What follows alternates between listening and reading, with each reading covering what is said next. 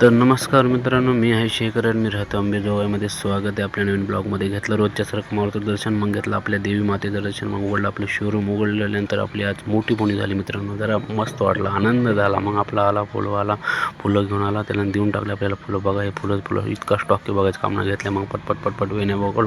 मग आपल्या मित्रांना आणले, आपल्या दुकानात नजर लागली. म्हणलं तर मित्रांना आणून दिलं आपल्याला लिंबू मिरची. म्हणले लाव लिंबू मिरची, काले बुरी नजरवाले तर मूक आला म्हणून लावून टाकलं. मग आलो आपल्या होलसेल दुकानवाल्याकडे आल्यानंतर त्याच्याकडून घेतला आपल्याकडून माल.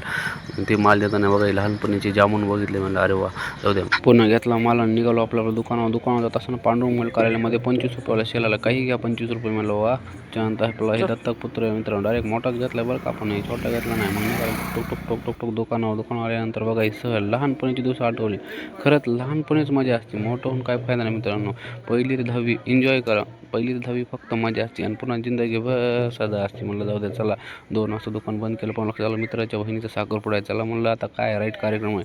मग गेलो, घेतला राईट कार्यक्रम घेतला. गप तोडून. म्हणलं चला आता राईट झाला कार्यक्रम. मग थोडं फंक्शनमध्ये बसलो, थोडं बघितलं त्यांचं फंक्शन. मी म्हणलं वा, काय भारी केलं ह्यांनी. मग निघालो आपलं बिगी दुकानावर. रात्र झाली त्याला. मग चला ह्या कुत्र्याला टाकून प्रसाद. मग दुकान केलं खटखट बंद. दुकान बंद करता लय घाम येते मित्रांनो, लय बेकार. काय करावं, पण मेहनत तर करावंच लागेल. मग केलं दुकान बंद. त्यानंतर निघालो घरी. चला मित्रांनो, व्हिडिओ आवडत असेल लाईक करा. धन्यवाद.